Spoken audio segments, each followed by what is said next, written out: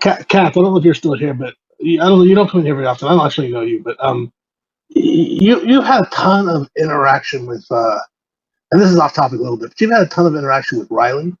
And I was curious. At the end of the day, after all the interaction, I didn't pay attention to like maybe the last half of it, but I was wondering, what is your final assessment of his genuineness? If you're still here. Well, you know what? It's funny you mentioned that. I was only thinking about this the other day. Most of the interaction I had with Riley was actually on Skype calls, offline, just like not. Because when I first got into this, I got into it as like a teaching aid for the kids, and I wanted a flat earther I could speak to and then interview, and then I could show those videos to the kids, and the kids could come up with like why he was wrong, and would use it as like a learning tool. So I had loads of chats with him offline, and I just found him to be. The more it went on, and the more he realised actually he wasn't convincing me, he was just, you know, he just wasn't getting anywhere. The more petulant he began to get, and then he'd stop talking to me for weeks, he'd block me, and then he'd come back, you know, I'd wake up in the morning and I'd have a message from him saying, oh, I've unblocked you now, but just, you've got to carry on being honest in the future. I just found him to be a really petulant child. So I whether he's genuine or not, I don't know. I don't know, but I find him to be just unbelievable, even more childish than he comes across on his YouTube videos. Right. Understand. Incredibly dishonest as well, actually. Is that true? Yeah, I'll tell you. First thing, when I first got in touch with him, I said, I emailed quite a few flat earthers on YouTube. I didn't have a YouTube channel at the time, and I explained what I wanted to do. I said, I want to find something to engage the kids I'm teaching. I'd like to do an interview with the flat earther. I'm not going to try and pick you up or debate you or anything like that. I will just give you the questions. I said, you can ask me some questions, and I will give you my responses ahead of time. I won't deviate from the responses. Almost like it's going to be a scripted conversation, you know, and then I can take that to the kids, and they can watch it and pick it apart. So we did this online interview with Riley, and he knew it wasn't live. It was just like, I mean, he knew that I wasn't going to try and correct him on anything, because it was a learning exercise for the kids. And we recorded it, and I didn't deviate. I gave him all the questions in advance. I gave him my answers to his questions in advance and everything. I didn't pick him up on a single thing, didn't try and debate him.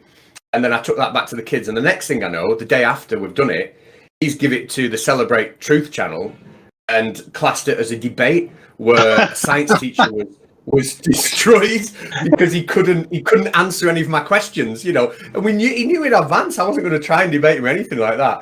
And that's actually why I started the Conspiracy Catz channel, because I thought, you dishonest fuck. Yeah. So I started Conspiracy Catz, and if he hadn't been so dishonest, I'd have just done that interview, walked away, and I wouldn't be here. Okay, but I have to ask the question. And so, if that was your first experience with him, then and this may be really, really just old news and not of interest to you or anyone else, but I'm just curious. I remember there was a bunch of controversy. I didn't really care one way or the other when you passed him on some test, maybe, and you were pretty generous. I think it was the story I heard. Like maybe you used some teaching license to give him a little bit of a boost at the end or something like this, and people were really annoyed by it. Is that true? And if that's true, I wonder what was going through your head if you knew he'd been so awful to you already. Well, the thing is, right, and I'm glad you asked that, because the context of this is important. When I reached out to him to do the interview for me, I reached out to him. He's like, listen, you're doing me a favor. You're giving me something I can take into the classroom. The kids can get engaged in it. They can learn about it. And I said, look, is there anything I can do for you at the same time?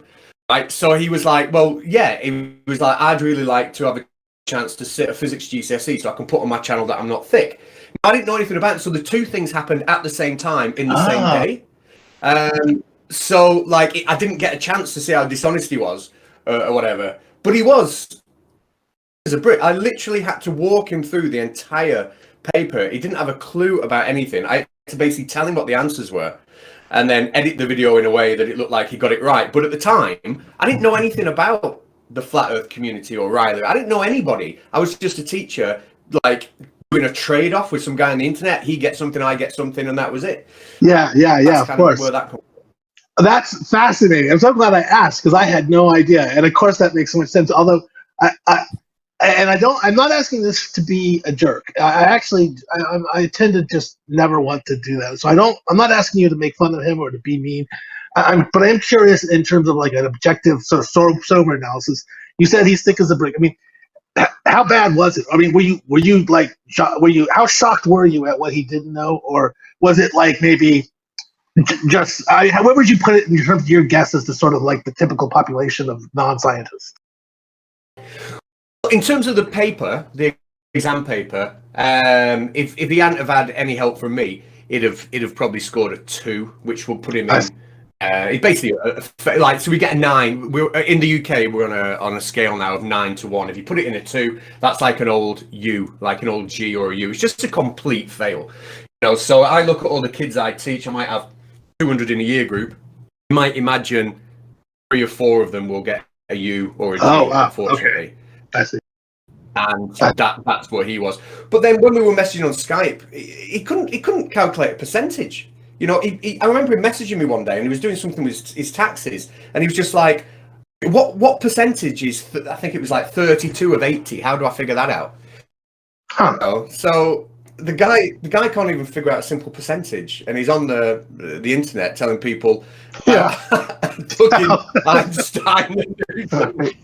I mean, the thing I don't understand, like, let's assume he's genuine on some level. But what I don't understand is he is aware. I mean, I guess this is Dunning-Kruger, but he is aware. I am somebody, like, I'm not even judging it. I'm somebody who's not good at math. I'm so not good at math, I don't know how to do a basic percentage. That's that's who I am. He knows this. Well, how does that not inform his confidence level about a topic involving fundamental science and mathematics? I don't understand that disconnect at all. I think what it is, I think, is because he doesn't know how much he doesn't know. I think he thinks that all these things are a lot simpler than they are. I think he thinks that, the idea of gravity is as simple as Cavendish once did an experiment, and maybe the wind could have blew it, so it wasn't really proof of anything. And I think that's just how simple he thinks it is. So to him, it's perfectly reasonable. I think a lot of flat earthers like that. I think they just have such a how can I put it, a narrow view of what science actually is and what research has happened, that they think their opinions hold some sort of valid weight.